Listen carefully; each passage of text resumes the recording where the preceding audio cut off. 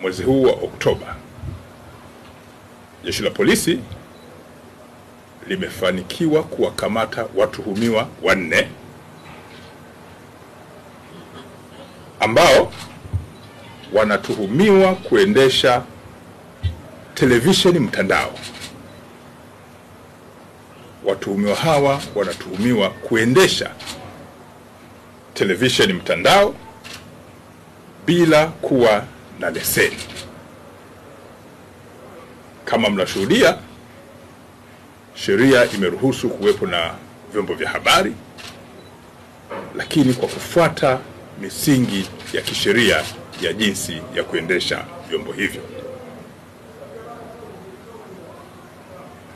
Kwa hiyo waliokamatwa ni pamoja na mtu aliyefahamika kwa jina la Japhet Alex Tobias. Huyo ni mkazi wa Sabasaba Ukonga. Amekamatwa pia mtu aliyefahamika kwa jina la Joseph Agostino Mabwe. Huyu ni mkazi naye wa Sabasaba Ukonga. Hawa wanadaiwa kumiliki TV ambayo imefahamika kwa jina la Wisport. Mtu mwingine wa 3 aliyokamatwa ni Tegemeo Zakaria Mwenegoha. Huyu ni mkazi wa Tabata Ilala, ambaye anatuhumiwa kumiliki kitu kinachoitwa TV Media 2. Mtu wa 4 aliyekamatwa amefahamika kwa jina la Elia Constantino Pius. Huyu ni mkazi wa Mbezi Juu Kinondoni, ambaye ametuhumiwa kumiliki TV ambayo imefahamika kwa jina la Costa.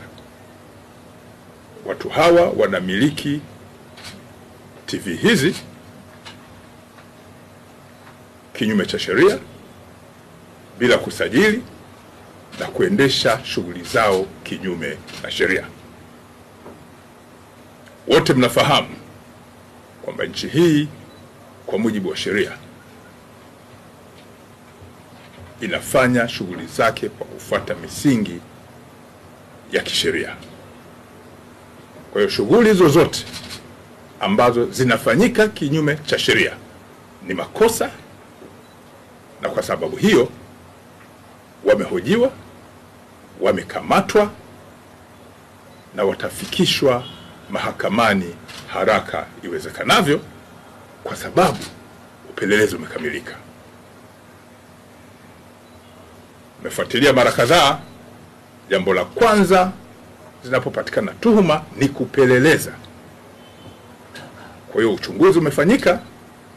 Jeshi la Polisi kwa kushirikiana na mamlaka zingine za kisheria zinazohusiana na mambo haya, na kubaini kwamba watu hawa na vyombo hivi vimekuwa vikifanya shughuli hizi ambazo nimezitaja kinyume na sheria.